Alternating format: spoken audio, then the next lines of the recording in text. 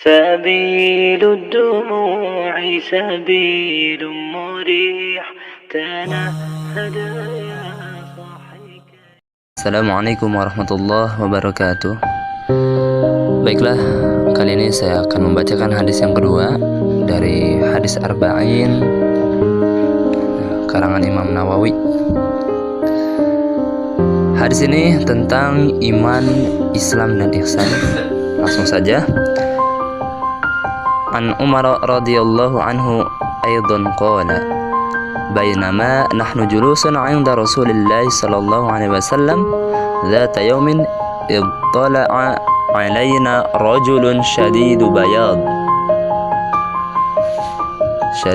بياض الثياب شديد سواد الشعر لا يرى عليه أثر السفر ولا يعرفه منا أحد حتى جلس إلى النبي صلى الله عليه وسلم فأسند إلى ركبتيه ووضع كفيه على فخذيه وقال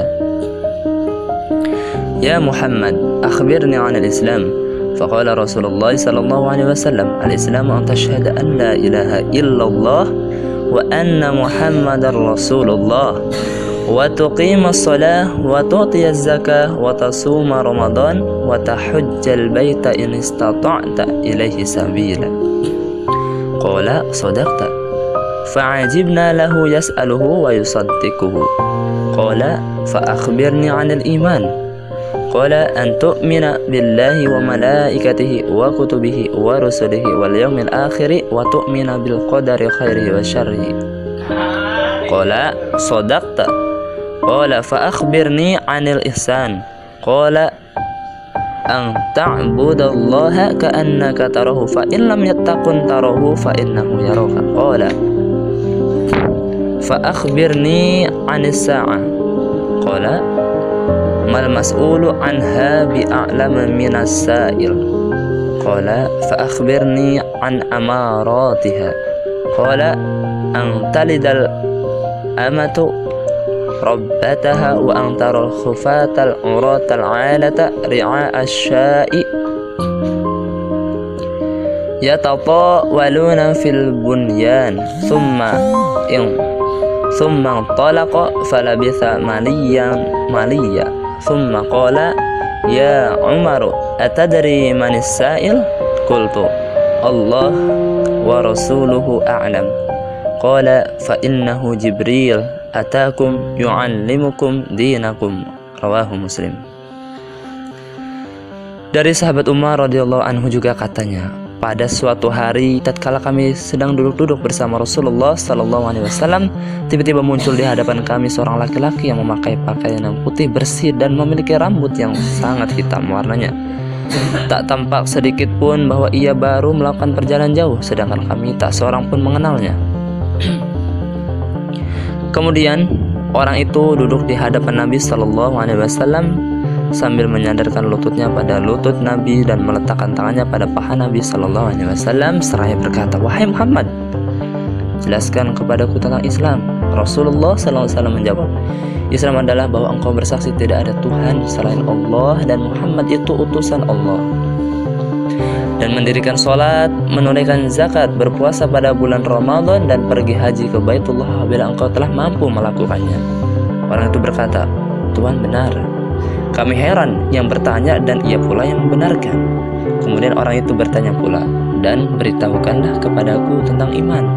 Rasulullah SAW menjawab, "Hendaklah engkau beriman kepada Allah, malaikat-malaikatnya, kitab-kitabnya, rasul-rasulnya, hari kiamat, dan takdir baik dan buruk."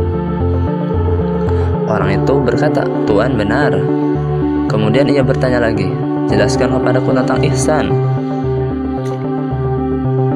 Rasulullah sallallahu alaihi wasallam menjawab, "Ihsan itu adalah engkau menyembah Allah seolah-olah engkau melihatnya, sebab sekalipun engkau tidak melihatnya, namun dia melihatmu." Orang itu bertanya kembali, "Coba terangkan kepadaku tentang hari kiamat." Nabi menjawab, "Yang ditanya tidak lebih mengetahui daripada penanya." Orang itu berkata pula, "Kalau begitu terangkan tanda-tandanya saja."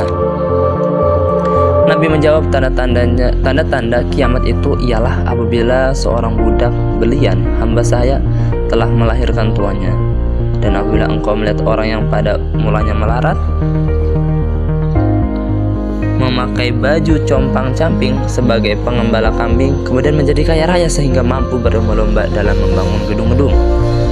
Kemudian orang itu pergi. Aku ini Umar.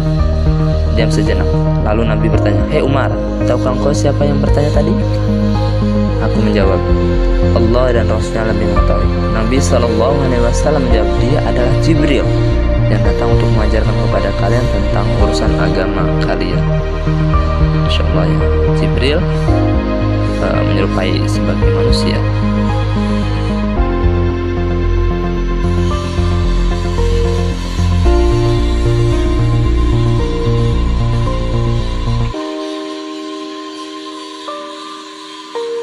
Dalam Syarah Nawawi, Imam Ibnu Daqiq berkata, hadis agung ini mencakup semua tugas amalan zahir dan batin. Hadis ini mengangkut ilmu syariat yang bercabang darinya karena berisikan ilmu sunnah atau sebagai induk sunnah.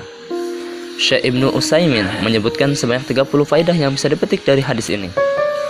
Yang utama adalah bahwa Islam memiliki 5 rukun dan iman mencakup 6 rukun. Islam adalah amal-amalan anggota badan dan iman sebagai amalan-amalan hati. Sedangkan penjelasan tentang ihsan yaitu manusia beribadah pada Tuhannya dengan ibadah yang mengharapkan dan menginginkan wajah Allah, seolah-olah ia melihatnya sehingga ia ingin sampai kepadanya. Masya Allah banget ya. Ketika kita beribadah, kita yakin dalam hati kita bahwasanya Allah melihat kita. Kita meyakini di dalam hati kita. Itu adalah ihsan. Jika ia tidak sampai pada tingkat tersebut, maka kepada derajat kedua yaitu beribadah kepada Allah karena takut dan menghindari siksaannya. Kalau kita belum sampai pada tingkatan yang mana ketika kita beribadah tuh seakan-akan kita melihat Allah atau Allah memperhatikan kita, maka kita niatkan, yakinkan pada tingkatan keduanya yaitu adalah kita beribadah kepada Allah itu karena takut dan menghindari siksaannya. Luar biasa banget ya.